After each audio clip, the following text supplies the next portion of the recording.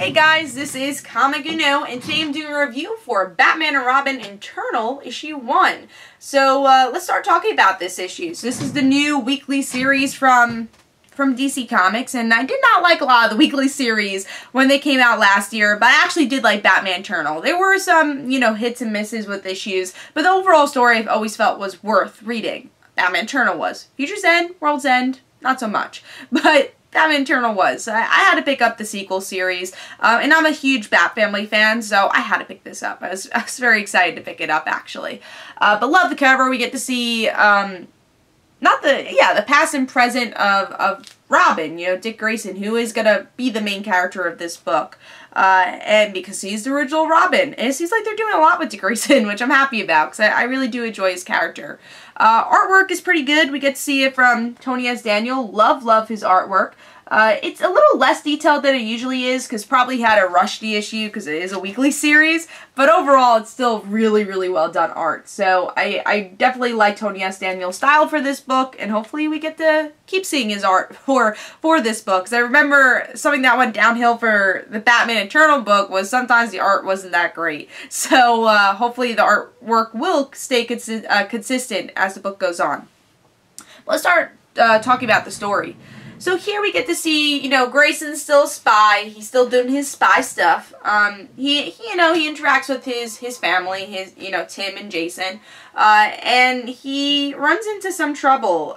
He's being caught by these orphans, and they're saying, oh, well, Mother won't accept this, something about Mother. And you're like, what is going on right now? So he's on the mission, his partner reacts, oh, I gotta go. His partner gets controlled also, and he's like, really, what the hell's going on? He gets shot. He's trying to call everybody. He's like, hey guys, I need help. And then Cassandra Cain, which is not revealed as Cassandra Cain. Well, actually, I think it was. It was revealed in this issue. It is Cassandra Cain. We knew it was Cassandra Cain. If you don't know her character, she is the I want to say second Batgirl. But she was a Batgirl. And for a while, too, she had a pretty long-running series. And then after that, that's when Stephanie Brown became Batgirl. But Cassandra and Stephanie were really good friends. So hopefully we get to see that in Batman and Robin, too. But yeah, so we get to see Cassandra is kind of working with the Mother, but maybe not, because she gives a tape that Bruce had, which Bruce, spoiler alert, Bruce was working for the Mother, and now we're like, who the hell is this Mother? And why was Bruce working with them? And why does Bruce have a gun? Who knows? Is this Bruce? What is this? So, yeah, it's learning this whole mystery that they're building up in this issue. And I thought this was a pretty good setup. I won't say it's a perfect setup. Like, when I look at Batman Eternal, I think that was a little bit better of a setup. I don't know if I'm totally interested in this Mother story, so I guess that's why it's a little ranked down lower, this issue, but still a good issue, because we get the introduction of Cassandra Cain, who's been a character in, the Bat Family for a while, before the New 52, and we haven't seen her. And, I think her character is really interesting. First of all, she brings diversity to the Bat Family. And also, her character started out as a mute character, so she wasn't able to talk until she learned to talk.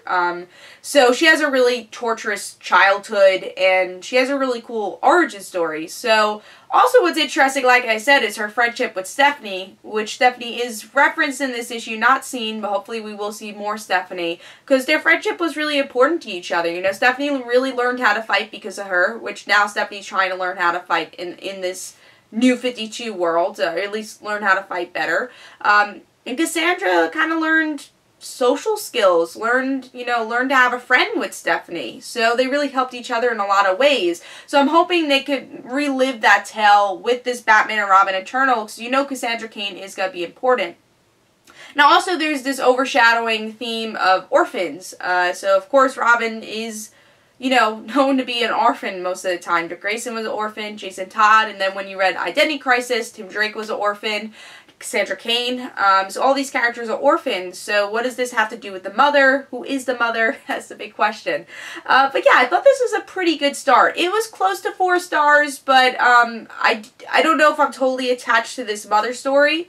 And it is a purely set up book. And of course I would have liked more Stephanie, and Stephanie wasn't in this book, but at least she was referenced. She's living with Harper Rose. I enjoyed that. And I can't wait to see more of their friendship too. But yeah, Batman and Robin Eternal had a pretty good setup. It's a little pricey for this book, but I'm going to give it overall 3.5 stars. And I'll definitely be picking up more of Batman and Robin Eternal. And I'm looking forward to see where it goes. So if you guys enjoyed this Ace comic, don't forget to follow me on Twitter. Don't forget to like my Facebook page. Also, description below, there's links from my comic book, Like Father Like Daughter. Don't forget to like the Facebook page of Like Father Like Daughter. I'll see you guys later.